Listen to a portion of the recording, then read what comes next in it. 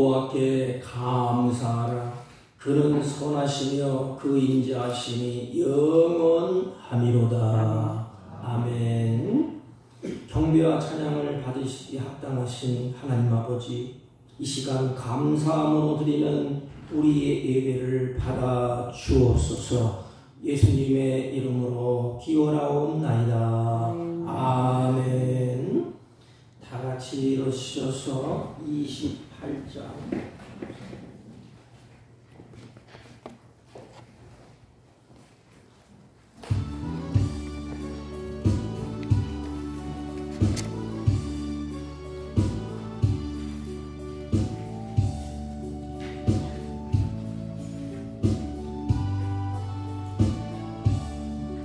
공의 근원 강림하사 찬송하게 하소서. 한량없이 자비하심 증량할 길 없도다. 전사들의 찬송가를 내게 가르치소서.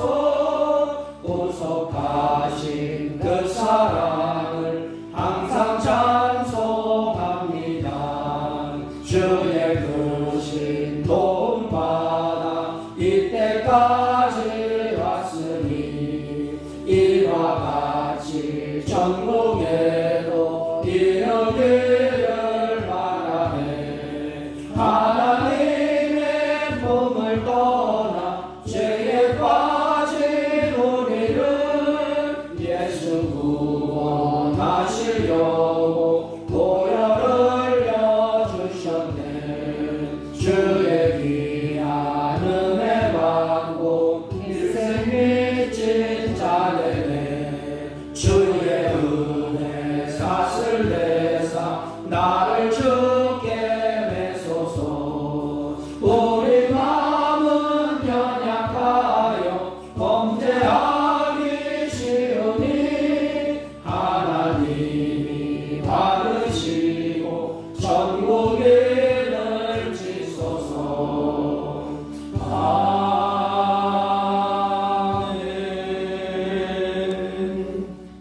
찬송가 뒤에 교동문 105번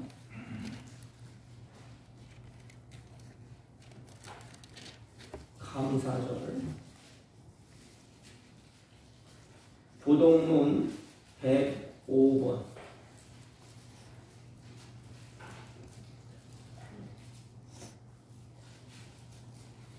여호와께 감사하라. 그는 선하시며 그 인자하심이 영원합니다. 여호와께 감사하고 그의 이름을 불러 아뢰며 그가 하는 일을 만민 중에 알게 할지어다. 그들이 광야 사막길에서 방황하며 거주할 성읍을 찾지 못하고 줄이고 목이 말라 그들의 영혼이 그들 안에서 피곤하였도다. 이에 그들이 근심 중에 여호와께 부르짖으매 그들의 고통에서 건지시고 또 바른 길로 인도하사 거주할 성읍에 이르게 하셨도다. 여호와의 인자하심과 인생에게 향하신 기적으로 말미암아 그를 찬송할지로다. 그가 사모하는 영혼에게 만족을 주시며 줄인 영혼에게 좋은 것으로 채워주심이로다. 아멘. 사도신경으로 신앙 고백드립니다.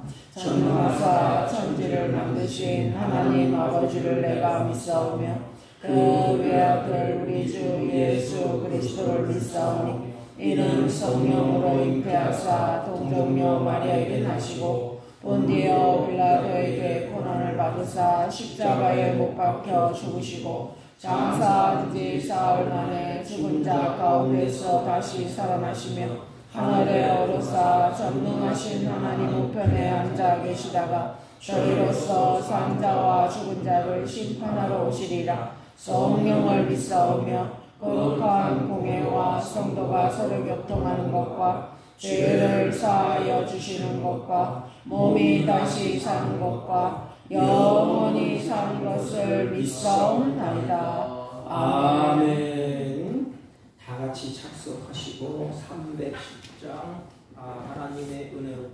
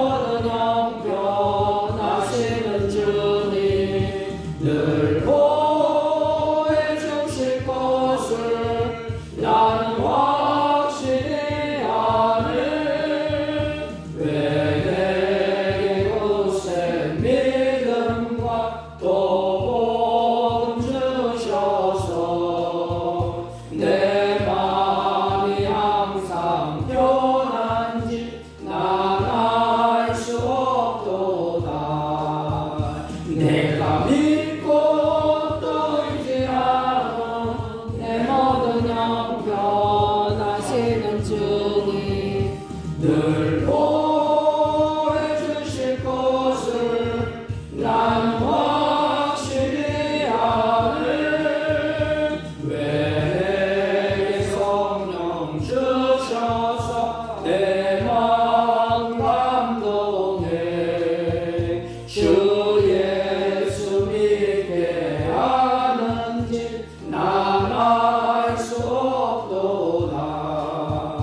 내가 믿고 또 의지하는 내 모든 형편 하시는 주님, 늘 보여주실 것을 나는 확실히 아네. 주 언제 강림하실지 밤에 온낮에 또 주님 만날 그것도 난 알 수 없도다. 내가 믿고 또 의지하는 내 모든 형편 하시는 주님, 늘 보여주실 것을 나는 확실히 아네.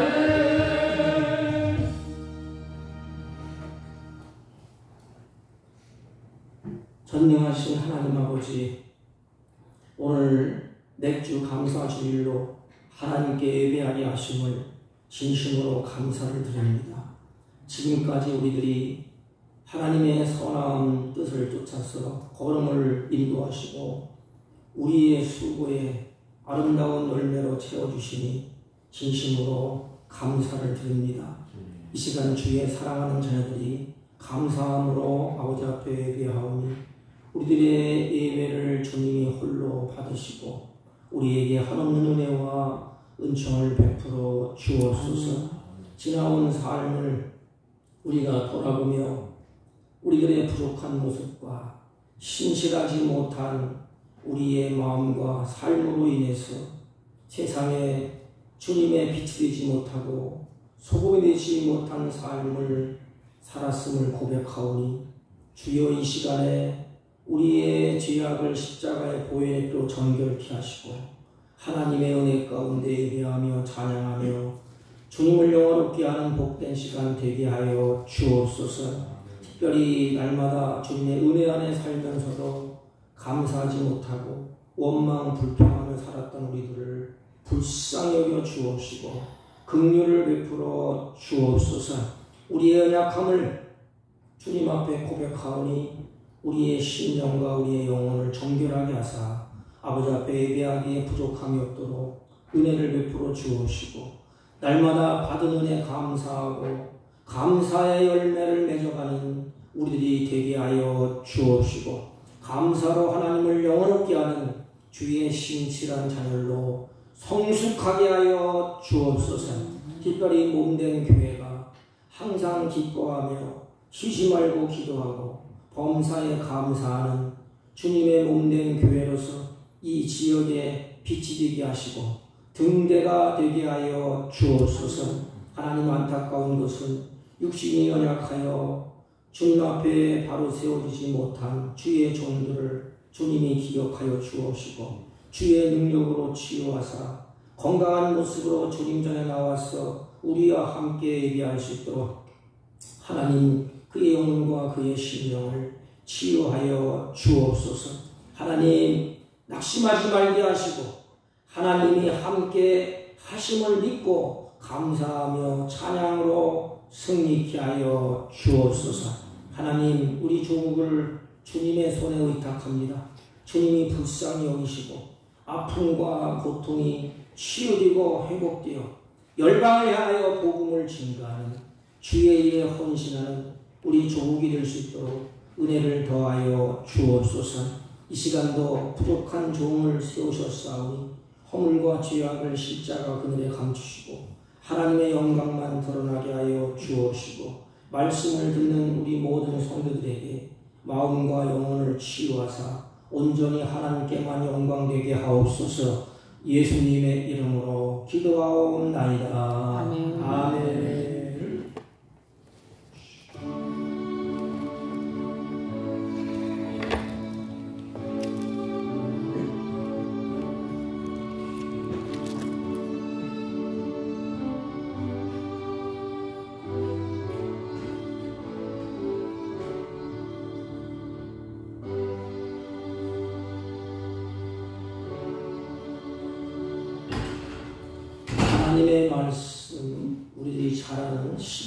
신명기 16장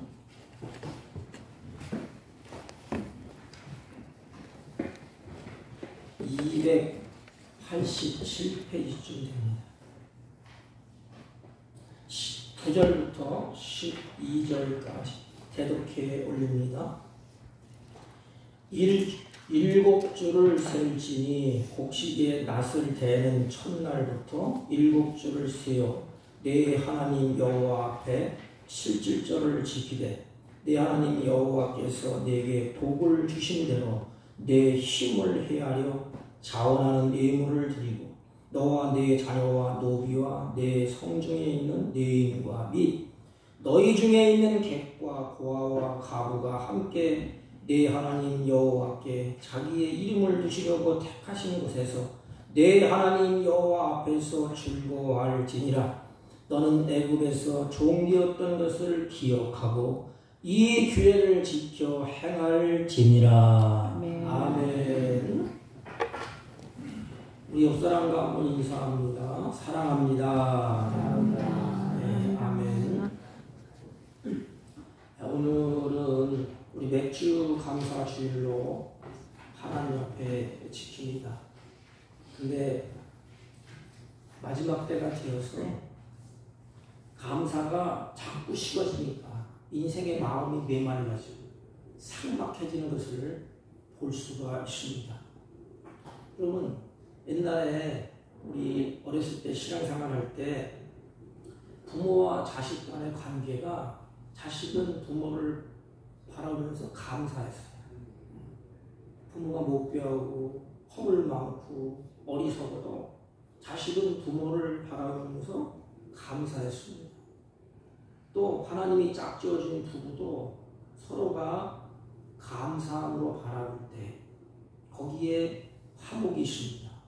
또 스승과 제자도 마찬가지. 나를 가르쳐줬기 때문에 참 감사하다.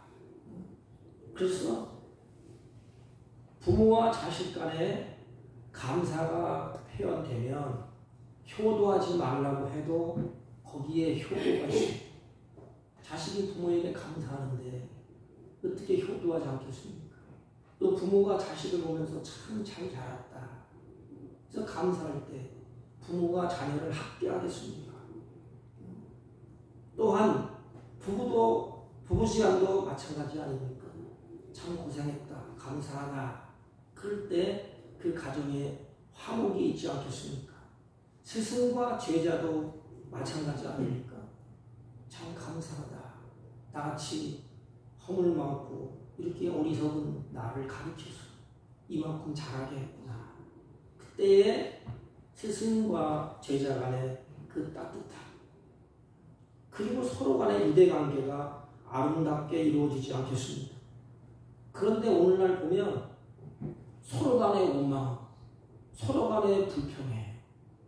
그러면 그곳에 화목이 깨지고 그곳에 상하 질서가 깨지고 그곳에는 평강이 다 깨진 곳입니다.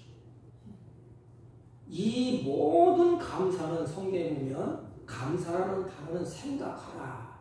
생각할 때에 거기에 감사가 있다는 것입니다. 그래서 감사와 생각은 하나예요. 사람이 생각 없이 살아가게 되면 가는 곳마다 살다 보면 불평해. 살다 보면 원망해. 근데 깊이 생각해보면 이렇게 사는 모습을 우리가 보면서 감사의 조건이 넘쳐 흐릅니다. 둘 중에 하나예요. 어차피 인생은 사는데 감사하면서 사는 사람과 원망 불평하면서 사는 사람, 일은 똑같아요. 여러분 그런 이야기가 있지 않습니까? 부모가 우산을 파는 우산 장사를 하는 자식이 있고 하나는 집신 장사를 하는 아들이 있다고 그러지 않습니까? 그래서 비만 오면 집신 안 팔릴까 봐 걱정하고 또 햇빛이 쨍 나면 우산 안 팔릴까 봐 걱정하고 늘 걱정이 끊이지 않고 산다는 이런 예화가 있지 않습니까? 그래서 하나님은 우리들에게 하나님의 마음을 표현해서 너희들 이렇게 살았으면 좋겠다. 내 사랑하는 백성들이 이렇게 갔으면 좋겠다. 그 뜻을 바울을 통해서 우리에게 전해주는데 데살로니가전서 5장 16절 보면 하나님이 우리를 사랑하지 않습니까? 사랑하는 자에게 하나님의 뜻, 하나님의 의도, 하나님의 계획이 어떤 것인가를 알려줍니다. 그게 우리들이 암송하고 입으로 고백하고 실천하려고 하는 말씀이에요. 그래서 세 가지 아닙니까? 하나님 우리들에게 원하는 것, 하나님의 뜻, 하나님의 계획이 뭘까요? 너희들 내가 주신 모든 것에 범사에 감사하라. 그리고 쉬지 말고 기도하라. 항상 기뻐하라. 그러니까 하나님이 원하시는 건 뭐예요? 네? 짤막한 인생 사는 동안에 원망 불평하고 그렇게 살지 말고 감사하고 또 하나님과 교제하고 하나님과 다 가까이 교제하고 사람들과 아름다운 교제를 나누고 그리고 어떻게 하는 거예요? 얼굴 찡그리며 살지 말고 기뻐하면서 살아라. 이게 바로 행복이 아닙니까? 서로를 보면서 감사하고 이게 에덴의 모습이에요. 에덴의 모습. 아담과 하와를 보면서 감사하고 하나님과 교제하고 서로 하나님께서 주신 아담과 하와가 교제하면서 살 중에 살이요 뼈 중에 뼈요 이렇게 극치라는 교제가 이루어졌어요. 그리고 기뻐하는 그런 삶을 살았습니다. 이것이 바로 아담이 에덴 동산에서 누렸던 복이에요. 우리는 뭐 큰 빌딩 짓고 그냥 자가용 좋은 차 타고 화려하게 사는 것 그것도 물론 복입니다. 그런데 성경에서 우리들에게 가르치는 복은 뭐냐? 하나님과 교제하고 이웃과 교제하고 그리고 감사하고 그리고 기뻐하고 그게 행복이에요. 기쁨이 있으면 모든 것을 이겨나갈 수 있는 원동력이 힘이 있습니다. 아담에게 에덴 동산에서 이런 복을 하나님이 주셨어요. 그래서 감사가 있고 교제가 있고 기쁨이 있는 것이 바로 에덴의 동산입니다. 창세기 1장에 나타나는 에덴이라는 단어의 의미가 바로 기쁨이라는 뜻이에요. 기쁨이 에덴 동산의 아담과 하와가 즐겁고 기쁜 그것이 바로 에덴입니다. 그렇다면 하나님이 에덴에 두신 이유는 하나님께서 자신의 형상대로 자기의 모양대로 창조한 사람이 어떻게 살기를 바랬을까요? 하나님의 형상대로 인간을 만드시고 그 인간이 하나님이 주신 그 동산에서 어떻게 살기를 원했을까? 원망하고 불평하고 짜증내면서 그렇게 살기를 원했을까? 하나님의 형상대로 창조된 사람이 하나님이 그곳에서 기뻐하고 하나님이 만든 것을 보면서 그곳에서 즐거워하고 그곳에서 행복하고 샬롬을 누리며 살기를 하나님이 원하셨습니다. 단순히 먹고 노동하고 쉬는 것이 아니에요. 우리는 짐승처럼 꼭 살려고 그래요. 먹고 노동하고 그리고 쉬고. 성경에 보면 에덴 동산은 먹고 노동하는 동산이 아니고 말씀으로 기쁨, 즉 하나님과 같이 즐거워하고 평안이 있고 행복을 누리는 동산인 것입니다. 하나님은 이런 즐거움, 평안, 행복을 누리게 하기 위해서 영원토록 누리게 하기 위해서 하나님이 아담과 언약을 세우세요. 내가 이것을 바란다. 너와 나와 같이 언약을 세우자. 그 언약이 뭐냐? 성경에 보면 선악을 알게 하는 나무의 열매를 먹지 말라. 다시 말해 악을 알지 말라. 차라리 넌 악을 알면 아주 불편하고 행복도 깨지고 기쁨도 깨지고 교제도 깨진다. 세상이 왜 이렇게 소용돌이치지요? 인간이 악을 알아서 악한 길을 쫓아가기 때문에 그래요. 악인들의 거름을 쫓아가기 때문에 그렇습니다.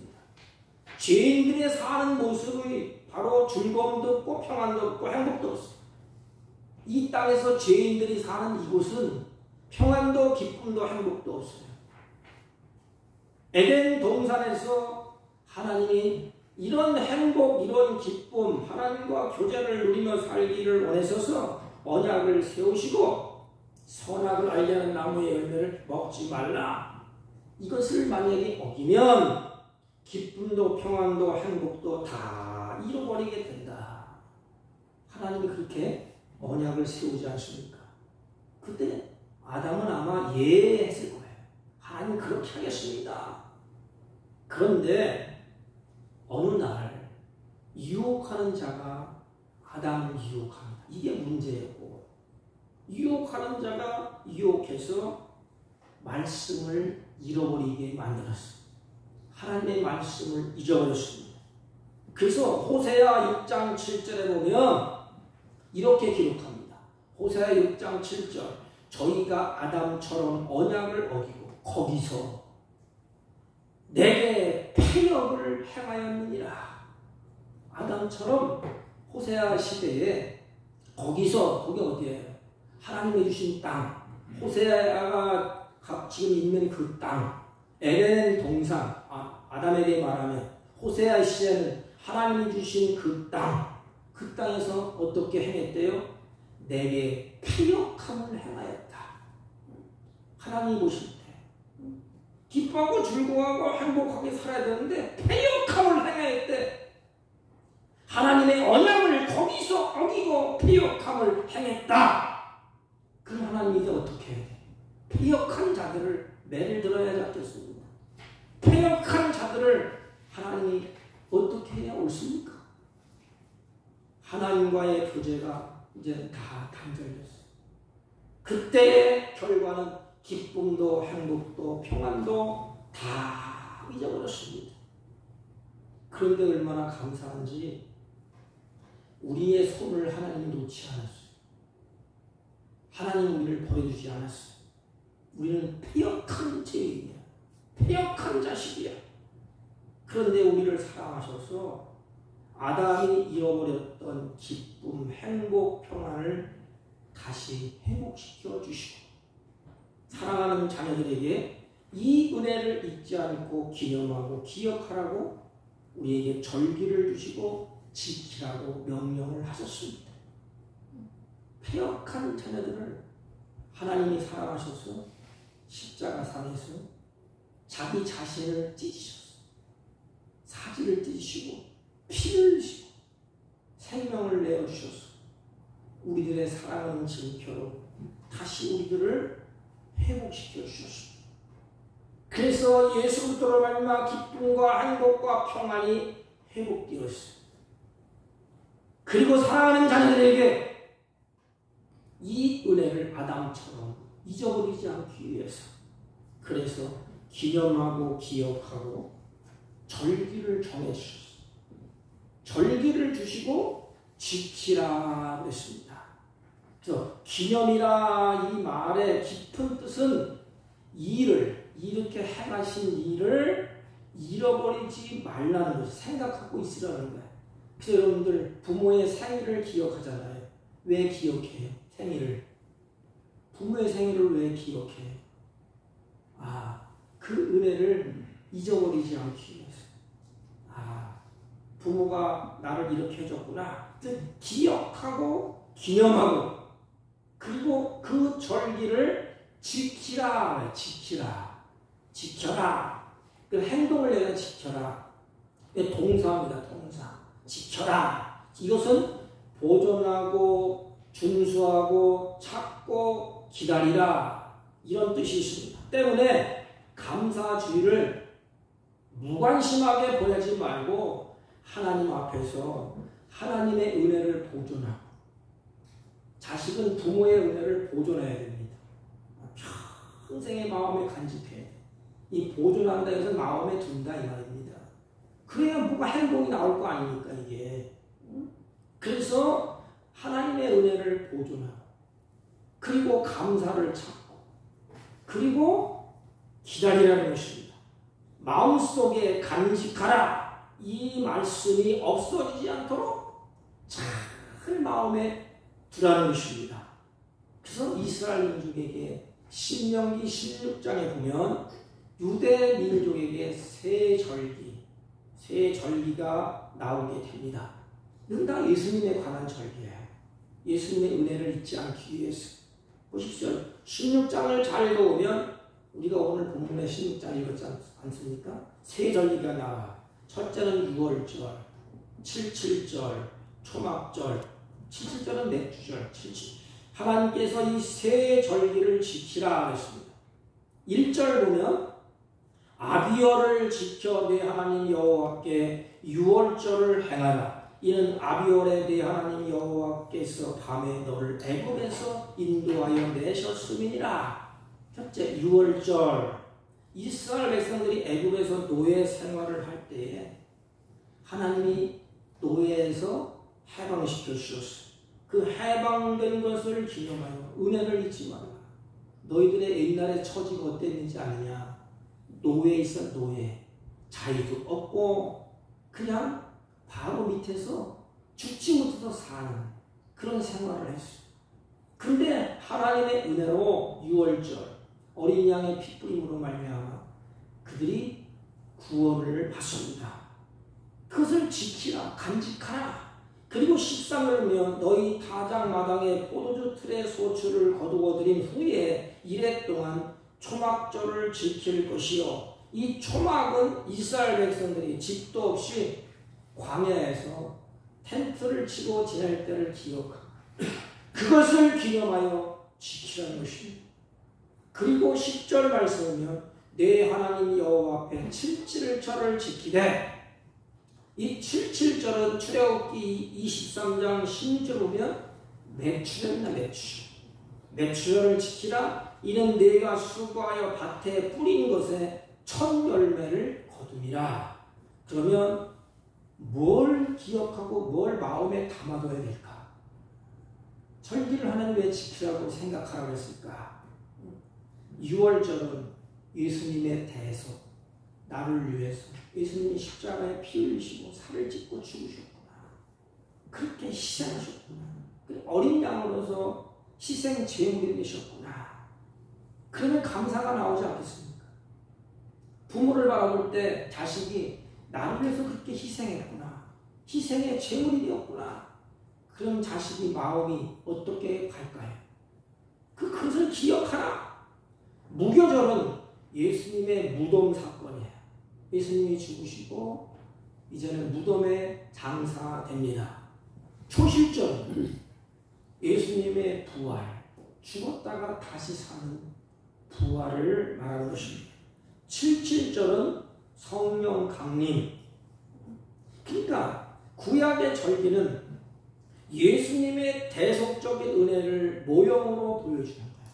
절기를 지키면서 너희들의 하나님, 너희들이 믿는 예수님이 너를 위해서 어떤 일을 행하셨는가 깊이 생각하고 그것을 마음에 간직하는 것입니다. 그게 신앙으로 그들이 지키라는 것입니다. 신약에는 실제로 성취되었기 때문에 구원받기 위해서 율법적으로 지키지 않습니다. 오늘날 제가 인터넷을 보니까 인터넷을 뜨는 것이 뭐냐면 절기를 지킬 필요가 없다. 예수님이 다 완성하셨는데 뭘 절기를 지키느냐? 그건 율법적이고 구약적이고 그것은 이스라엘의 구약의 그런 율법이지. 예수님 율법을 다 완성하셨다. 물론 맞는 것 같아요. 예수님이 구약의 모든 절기, 모든 것을 신약에서 다 성취하셨어요. 다 이루셨습니다. 예수님이 구약의 대속제물 어린 양으로서 십자가상에서 어린 양의 모습으로 십자가에 죽으셨어요. 그리고 예수님이 무덤에 장사되고 예수님이 부활하시고 예수님이 다시 승천하시고 성령을 보내주셨어요. 다 이루었는데 뭘 또 구약을 쫓아가서 맥주절을 지키고 뭘 또 초실절을 지키고 성령 강림절을 지키고 왜 지켜야 되느냐? 오늘날 이 절기를 지키는 것은 하나님이 우리 인생의 주인이 되시고 하나님이 세상을 통치하는 분이라는 이 신앙으로 감사를 다짐하고 우리가 그 하나님 앞에 절기를 지킵니다. 그러면 유대인들처럼 율법적으로 지키는 것이 아니에요.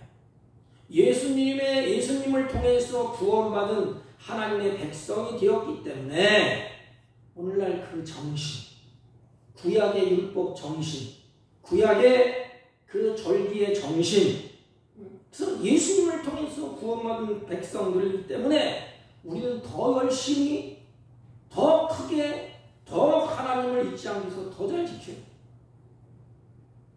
구원받은 백성이 되었기 때문에 하나님의 은혜를 잊지 않기 위해서 감사함으로 지키는 것입니다.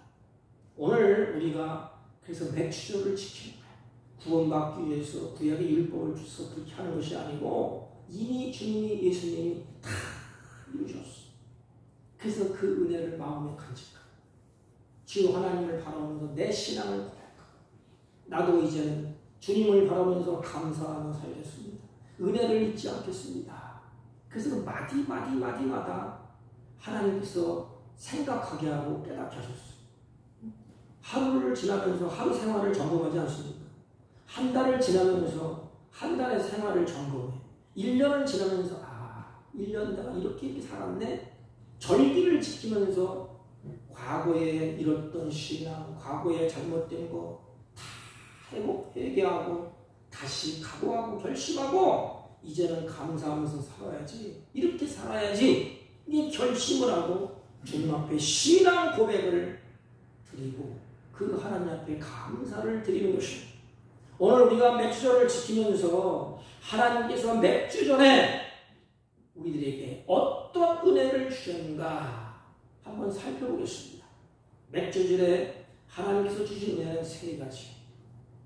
구약에 오늘 신약에도 마찬가지 세 가지를 주셨는데 그 첫째가 뭔가 하면 에덴에서 잃어버렸던 말씀의 은혜를 주셨어요. 그 첫째가 왜? 말씀이 회복돼야 우리의 영혼과 우리의 마음과 우리의 심령이 회복돼요. 그 말씀을 잃어버렸죠. 아담과 하와가. 그리고 사단이 속임수에 넘어가서 말씀을 왜곡했어요. 그 말씀을 손에 버렸어요. 그래서 에덴에서 잃어버린 말씀이 주어진 은혜가 맥주절에 주어집니다. 이스라엘 민족이 여러분 잘 알지 않습니까? 430년 동안이나 애굽에서 노예 생활을 하다가 하나님의 은총 가운데 그 구원의 능력으로 이제는 출애굽을 하게 됩니다. 그들이 이제 자유인이 되었어요. 이 자유인이 된 것은 전적으로 하나님의 섭리요, 하나님의 주권이요, 하나님의 은혜인 것입니다. 이들이 이제는 애굽에서 빠져나와서 홍해를 건너고 수르 광야를 지나면서 마라의 쓴 고통을 체험하고 엘림을 거쳐서 신 광야를 통과하고 어디에 정착하지?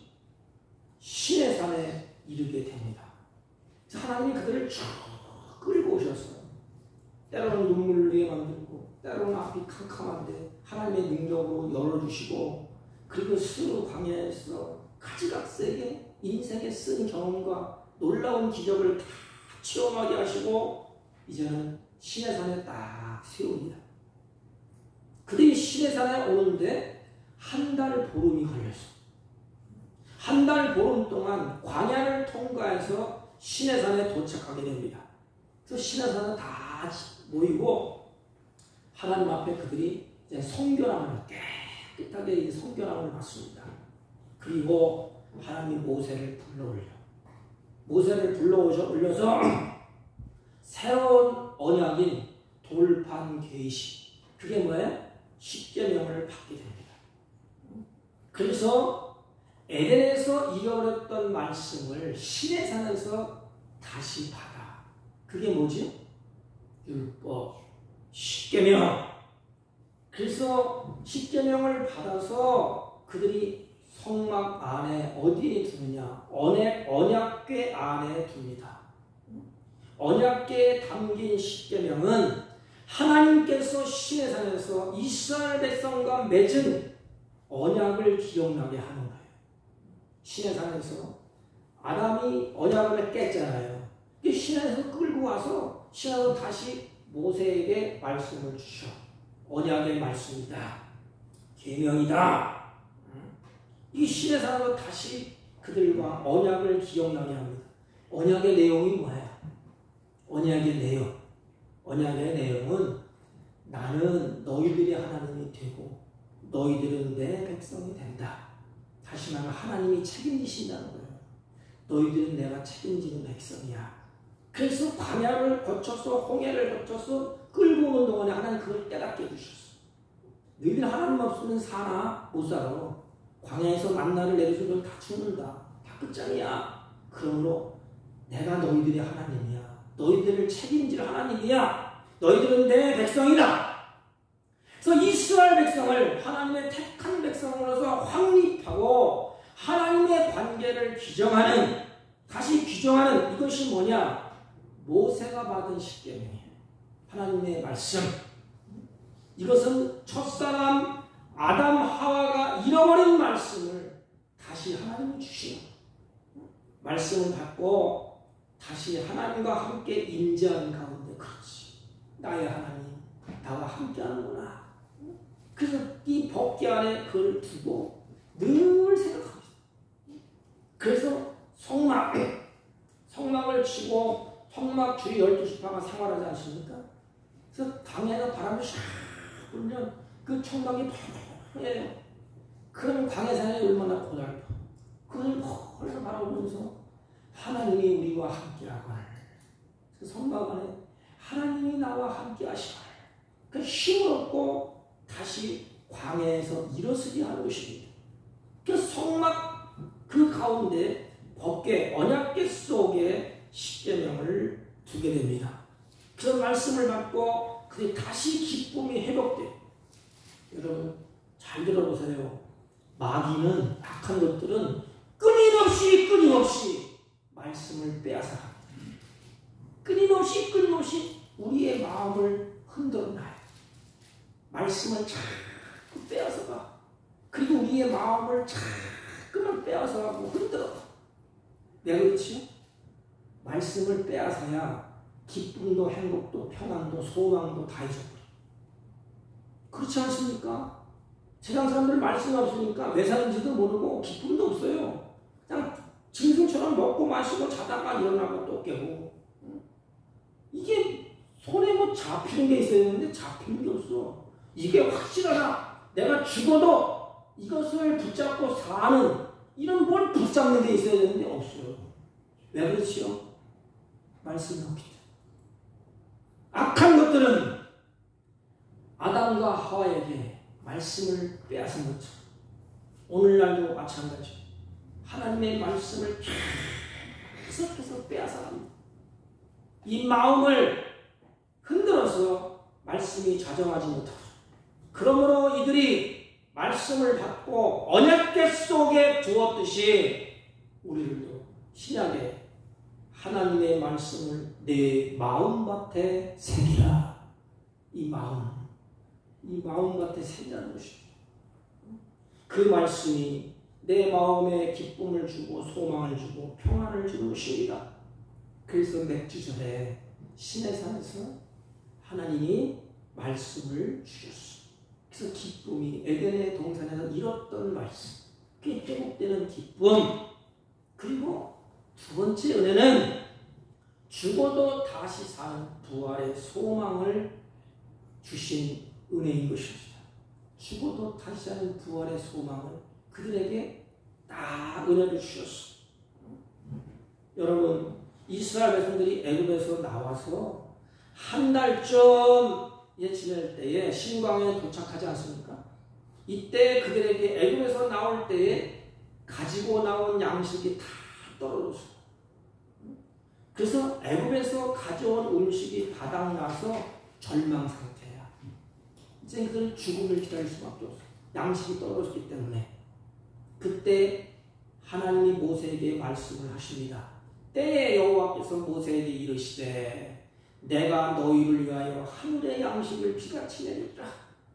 양식 다 떨어졌지? 모세야, 걱정할 것 없어. 내가 하늘의 양식을 내리라. 하늘의 양식인 거야. 만나 예수 그리스도. 백성이 나가서 일용할 양식을 날마다 거둘 것이라. 이같이 하여 그들이 나의 율법을 준행하나 아니하나 내가 시험하리라. 하나님의 율법을 줬잖아요. 언약궤를 놨어. 근데 하나님이 시험하시니 이들은 광야에서 수고도 길쌈도 아니하였어도 하나님이 40년 동안 하늘의 양식을 먹여주셨어. 그 만나는 성경은 예수님을 얘기해요. 예수님. 그런데 언제 만나가 그쳤지요? 그들이 가나안 땅에 들어가서 첫 곡식을 거둔 날 만나가 멈췄습니다.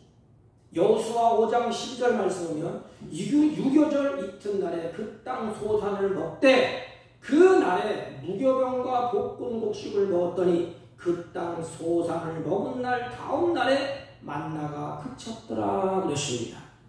그리고 이스라엘 사람들이 다시는 만나를 먹지 못하였고 그 해 가나안 땅에 열매를 먹었더라 그랬습니다. 광야에서 40년 동안 하나님의 은혜로 만나를 먹었습니다. 그것도 하나님의 은혜.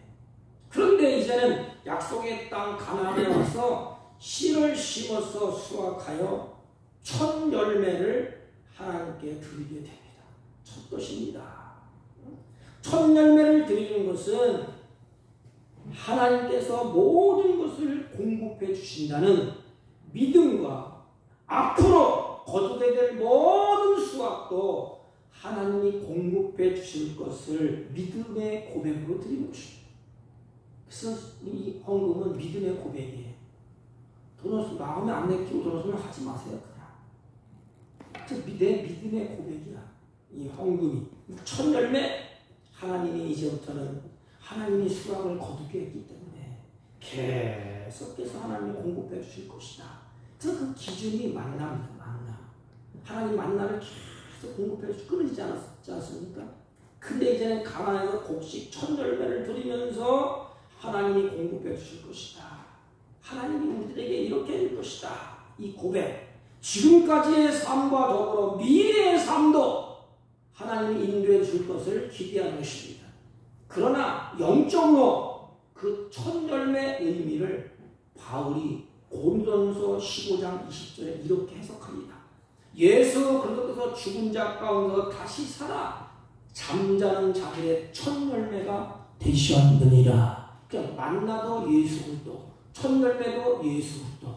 근데 만나하고 첫 열매는 다르잖아요. 첫 열매는 구약의 초실절, 첫 수확을 여호와 앞에 드리던 날이 신약에 와서는 예수님이 죽음을 이기시고 부활의 첫 열매를 맺은 날이 됩니다. 그럼 보세요. 이스라엘 백성들이 가나안 땅에 들어가서 첫 열매를 하나님께 바친 초실절. 신약에서 예수님께서 죽으면서 부활의 첫 열매를 맺은 것을 의미합니다. 그래서 사망이 사람으로 말미암았으니 죽은 자의 부활도 사람으로 말미암도다. 그 다음에 아담 안에 모든 사람이 죽은 것 같이 그리스도 안에서 모든 사람이 삶을 얻으리라. 그럼 보세요. 죽음의 첫 열매가 어디서부터 시작됐어요? 아담으로부터 시작됐어요. 아담이 죽으니까 나도 죽는구나. 옆 사람이 죽으니까 나도 죽을 것이다. 이게 첫 열매. 첫 열매를 거두니까 다시는 토마토 열매를 하나 거뒀어요. 이렇게. 그러면 그 다음에 또 토마토를 또 땁니다. 또 따게 되지 않습니까? 우리도 마찬가지예요. 첫 열매. 아담이 죽어. 그러니까 아담이 첫 번째 죽는 것입니다. 하나님 너는 죽었다. 그러니까 나도 죽으면서 우리도 깨달아요. 나도 저렇게 죽네. 나도 저렇게 죽을 것이다. 이게 지혜로운 자야 이게. 그래서 죽음은 멀리 있는 게 아닙니다. 우리 가까이 있어요. 눈으로 보면서 확인하지 않습니까? 그래서 아담이 첫 열매가 죽음의 첫 열매다. 시작되었다. 모든 사람이 죽음 안에서 뭐예요? 절망하고 눈물 흘리고 찾아갑니다. 죽음을 극복할 힘이 없어. 그런데 부활의 첫 열매 누구예요? 예수 그리스도.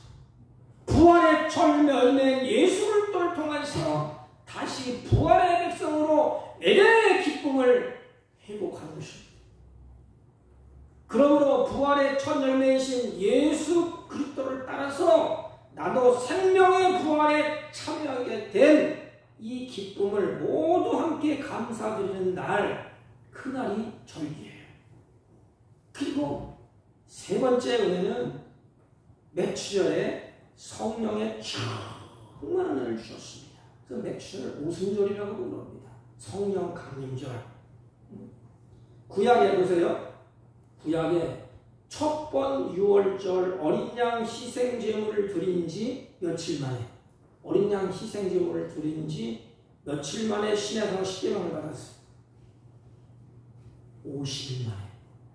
잘 보세요. 구약에 어린 양 있잖아요. 어린 양. 어린 양을 잡아서 피를 뿌리고 어린 양의 희생 제사를 드린 지 50일 만에 시내산에 와서 하나님의 계명을 받습니다. 율법 말씀을 받아. 그러면 신약에 예수님이 십자가에 죽은 지 며칠 만에 오순절에 성령 강림이 임했어요. 50일. 딱 떨어집니다. 구약에 어린 양의 희생을 드린 지 50일 만에 하나님이 끌고 올라오면 시내산에 왔어요. 그래서 어린 양의 희생 제물이 기초예요. 그래서 시내산에 와서 하나님이 주신 계명, 그 말씀을 받습니다. 신약에서는 예수님이 십자가에 죽지 않습니까? 십자가에 죽은 그것이 뭐냐? 어린 양이야. 세례요한이 보라 세상 죄를 지고하는 하나님의 어린 양이라 하고 있어요. 그리고 죽으신 지 50일 만에 하나님이 뭘 주셨어요? 구약의 신에 사는 말씀을 주셨고 예수님이 죽으신 지 50일 만에 오순절에 성령을 주셨어요. 그래서 교회가 탄생하게 된 것입니다. 우리가 탄생해 다시. 오순절을 통과한 제자들은 다 그래서 이제는 복음의 증인이 됩니다. 예수님의 증인. 베드로 사도는 오순절 이전에 주님을 부인하기도 합격했어. 성령, 오순절에 성령이 정말 임하기 전에 베드로가 어떻게 했어요?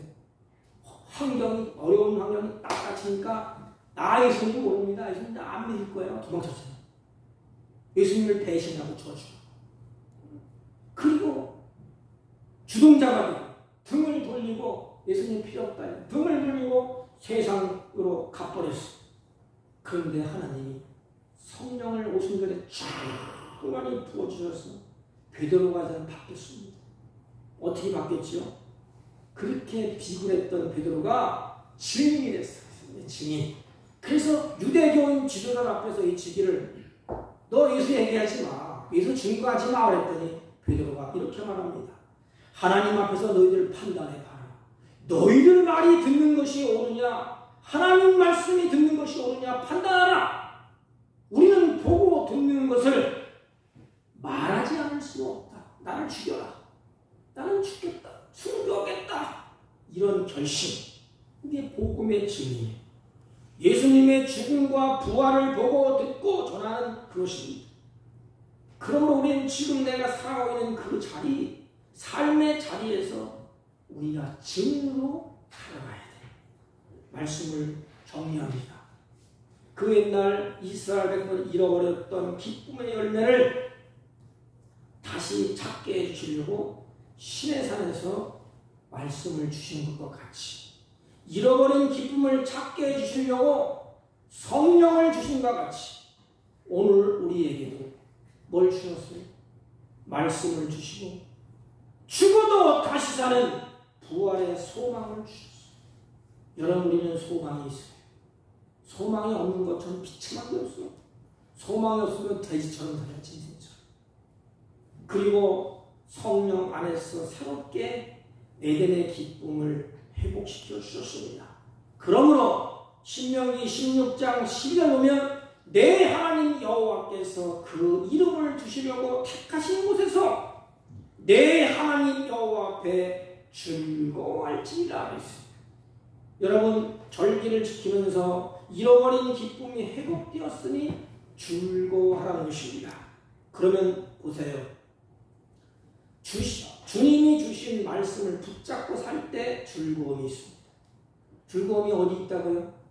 하나님의 말씀을 내 손에 쥐어주고 마음에 새길 때 즐거움이 있습니다. 두 번째, 부활의 소망을 가지고 살 때 즐거움이 있습니다. 죽어도 다시 사는 소망이 있을 때 기쁨이 있고 즐거움이 있습니다. 성령이 충만할 때 기쁨이 있고 즐거움이 있습니다. 그때 성령이 충만 얼굴이 변해. 악한 영들이 악한 얼굴이 그냥 울상이야 울상. 성령이 충만하면 초막이나 궁궐이나 그 어디나 하늘나라. 그래서 즐거움이 있습니다. 말씀을 붙들고 살 때 즐거움이 있고 부활의 소망을 가지고 즐거움이 있고 성령이 충만할 때 즐거움이 있습니다. 이게 바로 에덴의 회복인 것입니다. 사랑하는 성도 여러분, 이제 절기를 지키면서 세 가지 말씀을 붙잡고 사십시오. 즐겁게 기쁘게 행복하게 살기를 원하십니까? 세 가지 말씀을 붙잡고 사십시오. 죽어도 다시 사는 부활의 소망을 가지고 사십시오. 그리고 성령을 근심시키지 말고 성령 충만을 사모하면서 사십시오. 기도하겠습니다. 하나님 아버지, 날마다 하나님께 첫 열매의 은혜를 고백할 수 있도록 우리의 삶을 지켜 주옵소서. 말씀을 붙잡고 부활의 소망을 가지고 성령의 충만함으로 기쁘고 즐겁게 살게 하여 주옵소서. 예수님의 이름으로 기도하옵나이다. 아멘. 찬송가 384장 찬송 나의 갈 길.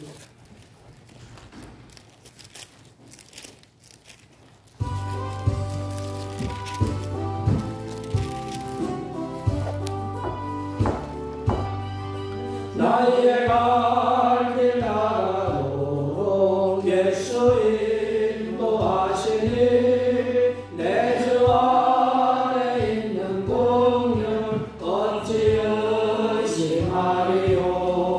믿음으로 사는 자는 하늘 위로 받겠네. 무슨 일을 만나든지 만사형통하 무슨 일을 만나든지 만사형통하리라.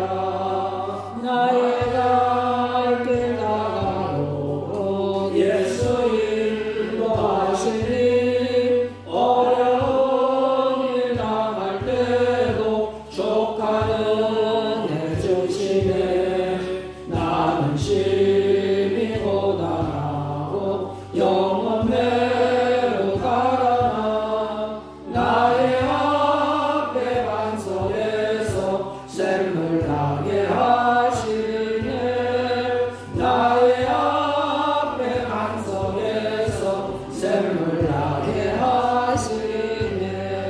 나의 갈 길 나가도록 예수 인도하시니 그의 사랑 어찌 큰지 말로 알 수 없도다. 성령과 받은 영혼 하늘나라 갈 때에 영영부를 나의 찬송 예수 인도하셨네.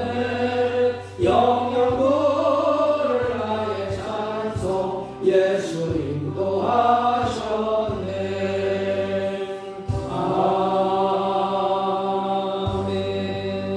아멘. 들의 백합화를 입히시고 공중에 나는 새도 먹여주신 하나님 아버지, 맥주 감사주를 맞이해서 사랑하는 자녀들이 정성을 모두 주께 감사의 의무를 드립니다. 하나님, 이 의무를 기쁘게 받으시고 이들의 손끝에서 하나님의 기쁨과 하나님의 찬양함과 하나님의 축복을 받아 누리는 은혜로운 자녀들이 되게 하여 주옵소서. 특별히 드리는 신령에 하늘문을 넓게 하시고 날마다 은혜의 담비를 허락하여 주셔서 이들의 심령이 기름지게 하시고 입술의 감사와 찬양이 끊어지지 않도록 주님의 성령으로 충만케 하여 주옵소서. 사랑하는 자들의 마음과 정성을 담아 드리는 각종 예물을 주님이 받으시고 이들이 하는 일마다 주님의 선한 열매가 풍성히 맺히도록 이른 비와 늦은 비를 하나님이 허락하여 주옵소서. 특별히 이 세상을 살아갈 때 물질의 노예가 되지 않게 하시고 하나님께서 주신 것을 다스리며 누리며 사는 지혜로운 자녀들이 되게 하옵시고 이 예물을 통하여 하나님 나라가 확장되게 하여 주옵소서. 예수님의 이름으로 기도하옵나이다. 아멘. 아멘. 광고는 주보에 나온 대로 임시노예가 화요일날 신광교회에서 11시에 있습니다. 우리 태백 시찰 교육자의 모임이 내일 또 독일 성산교회에서 있습니다. 어떤 부부가 이런 말을 했대요. 부부가 남편이 이제 낚시를 좋아해, 낚시. 그리고 그 부인은 신앙이 아주 신실한 분이에요. 그 남편이 하는 얘기가 당신 오늘 하루만 좀 계획 빠져라. 왜? 나랑 같이 낚시 가자. 우리 동창회 다 모여서 낚시 간대. 그때의 부인이 뭐라고 했을까? 안 돼. 하나님이 싫어해. 내가 그래도 직분이 있는데 당신 먼저 갔다 와. 그래서 맛있는 도시락을 싸드리고 갔다 오랬대. 그래서 낚시에 갔는데 왜 당신 부인 안 왔어? 우리 부인은 진짜 예수님이야. 우리 부인은 진짜 예수님이야. 나도 갈 거야. 우리 부인 보니까 진짜야. 가짜가 아니야. 근데 오늘은 어떻게 하지? 맥주 한잔 주는데 마음이 무거워. 평상시 살아가. 일한다고 왔나? 누구 왔다고 왔나? 뭐가 빠져. 그러면 그 자녀가 남편이 부인이 볼 때마저 가짜가 나죠. 일 때문에 또 빠지면 다음에 또 붙잡고 또 가겠네. 내가 또 낚시 가려면 또 가겠네. 이거 가짜네. 그 그게 안 믿어. 자식들이 안 믿어. 다 내 차지. 내 책임이야. 내 책임. 누구 책임이에요? 내 책임이야. 내 책임. 아내가 그 남편을 말없이 그렇게 가면 처음에 뭐라 했어? 야씨 교회 반모해주냐? 어쩌고 그랬는데 가면서 그 모임에 가서 자기 입으로 말을 한다는 겁니다. 우리 부인은 진짜다. 가짜가 아니다. 나도 갈 거야. 이렇게 사랑하는 성도는 부탁드립니다. 마지막 때가 되면 모이기를 패하는 어떤 사람 습관과 다시 말라고 했어요. 열심히 모이고 열심히 찬양하고 열심히 기도하고 하나님을 잘 섬겨서 우리 자손들이 복을 받는 저와 여러분이 되시기를 주님의 이름으로 부탁을 드립니다. 우리 다 같이 일어서셔서 1장 읽고 육단어 예배를 마치겠습니다. 옆 사람과 인사합니다. 감사하며 삽시다. 감사하며 삽시다. 아멘. 1장 읽고 축도하며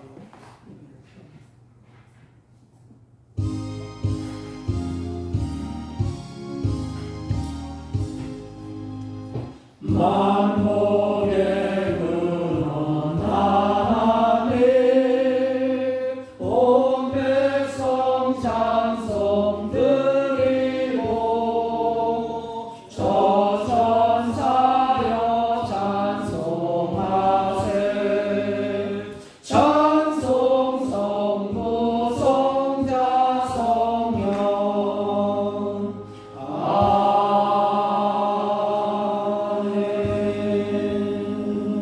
지금은 우리 구주 예수 그리스도의 은혜와 하나님 아버지의 극진하시고 만극하신 사랑과 성령님의 이루 역사, 교통, 충만하신 은총은 오늘도 감사가 회복되고 하나님의 관계가 회복되고 이웃과의 관계가 회복되고 날마다 기뻐하며 즐거워하며 하나님의 선한 뜻을 이루어가며 살기로 결심하고 돌아가는 주의 백성들 머리 위에와 이리 경영하는 사업과 직장과 허리없다는 자녀를 친지를 머리 위에 지금부터 영원토록 함께 있을지어다.